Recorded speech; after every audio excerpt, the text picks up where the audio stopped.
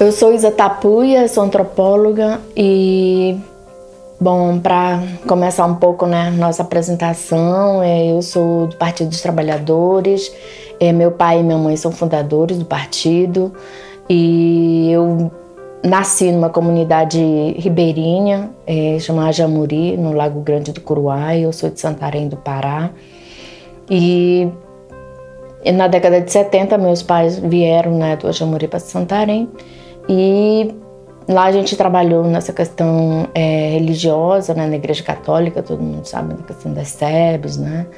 E depois eu mesmo trabalhei muito com essa questão ambiental, com essa questão indígena, principalmente discutindo um pouco essa questão dos grandes projetos e a presença na Amazônia, né? Nós tivemos, né, Transamazônica, né, o Ferro Grande Carajás, então nesse período, e então eu comecei, né, minha atuação nesse trabalho ambiental, né? E tem sido muito interessante, e a nossa conversa, né, a nossa aula de hoje vai ser justamente sobre essa questão da presença da mulher, da participação da mulher, das águas, do campo e da floresta. E principalmente considerando que os povos originários, né, os povos indígenas e as comunidades rurais estão hoje no centro das atenções do governo Bolsonaro, né, principalmente nos retrocessos, né, as políticas de retrocesso aos direitos, né, e aí nós temos essa presença principalmente das mulheres, porque somos aquelas que resistem, né, e é preciso fazer hoje frente, porque nas comunidades rurais, indígenas, né, pescadoras, você tem essa questão dos minérios, né, a questão da floresta, né, a questão da água, que hoje é um problema bem sério. Então nós vamos conversar sobre isso, né? Quais são as estratégias, né, e os desafios que as mulheres do campo, da floresta e das águas estão enfrentando hoje, como é que elas estão fazendo, né, esse enfrentamento, quais são as suas formas de luta e principalmente nas nossas organizações comunitárias, né, no sindicato, nas associações de produção, né, como é que nós estamos fazendo esse enfrentamento. Então vamos conversar um pouco sobre os desafios que as mulheres do campo, das trabalhadoras rurais, como as indígenas, como as quebradeiras de coco, estão enfrentando hoje esse desafio, que é justamente um atentado contra o território, né? Os nossos territórios hoje estão sendo ameaçados, né? E nós temos, por exemplo, essa ameaça, principalmente para as mulheres indígenas, a questão da ausência de demarcação, né? Nós sabemos que o presidente, né, ele tem, desde a campanha, né, tem atacado muito essa questão da demarcação das terras indígenas. No caso das mulheres quilombolas também, a questão da titulação, né, das terras dos quilombos também, que acabou tá parado. E as mulheres extrativistas, né? A gente tem a questão das reservas extrativistas também, não só o processo de titulação, mas também de desenvolvimento, e são questões que estão hoje na ordem do dia. As mulheres assentadas também, a questão de fortalecer, né, de garantir de fato o título da terra, de garantir assistência técnica. Todas essas políticas públicas, né, que tinham sido conquistadas, nós temos observado que elas têm sido excluídas, né? Elas não tem mais como acessar, né? E aí nós vamos estar conversando um pouquinho sobre quais são essas propostas, né, que as mulheres do campo, da cidade e da floresta estão trazendo para a gente fazer frente, né, a essa invasão, principalmente do capital, né, frente aos nossos recursos naturais, né, a nossa vida, né, que é colocada justamente nos territórios, né? E a gente sabe que essa luta, ela nunca foi fácil, né?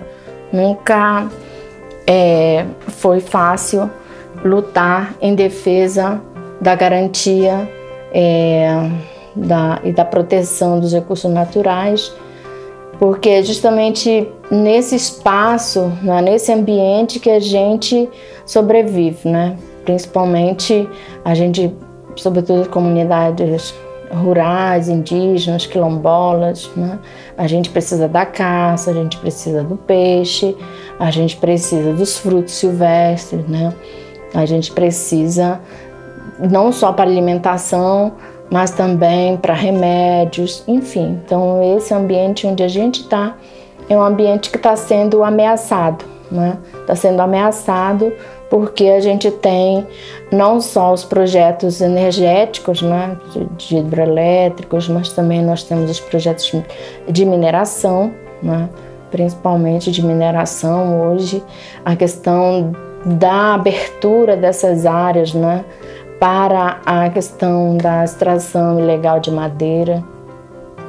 E a questão do garimpo ilegal também é uma presença muito forte. Nós temos exemplos, né, em várias comunidades indígenas, como os Kayapó, né, como os Munduruku, onde de fato tem uma presença muito forte de garimpo, né, e isso afeta a vida das comunidades, porque a situação a gente não tem, né, saneamento básico, né?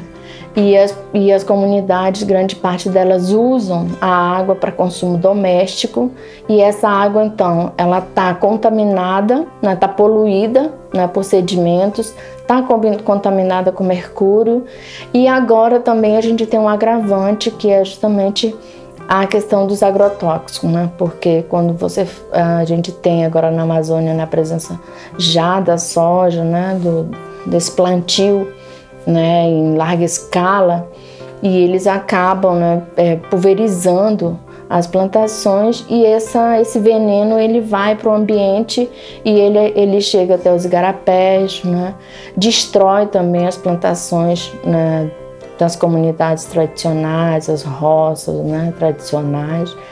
Isso envenena praticamente tudo isso. Nós temos muitos problemas com isso, porque nós não temos, né, como fazer frente, porque isso é um incentivo estatal, né? O Estado está patrocinando isso, né?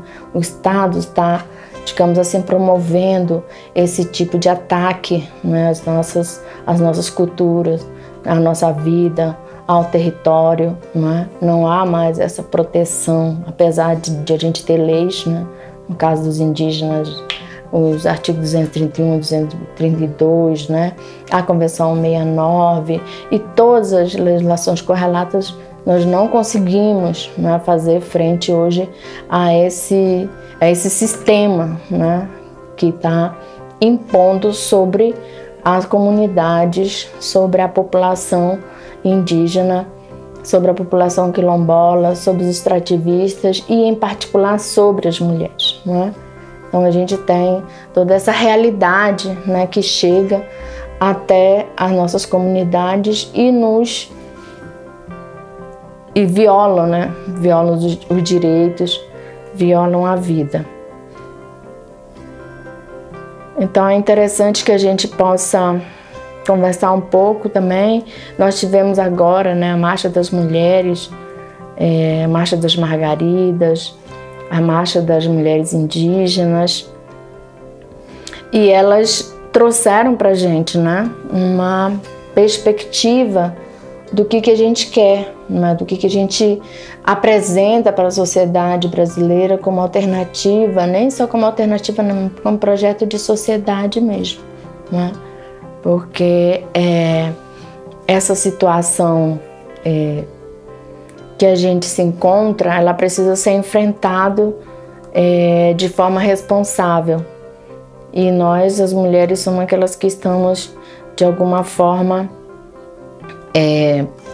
sendo atingidas, porque quando acontecem essas coisas, os filhos não correm para os pais, né? Eles geralmente vêm para as mães, e nós é que temos que, de alguma forma, encontrar soluções, né, para os problemas. E nós acreditamos que, nesse momento da atual conjuntura, nós temos uma situação muito que agrava a nossa situação, de mulher, né, de trabalhadora.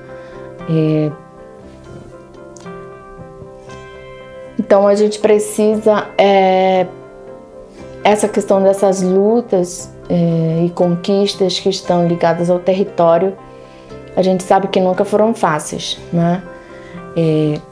Mas a gente busca avançar com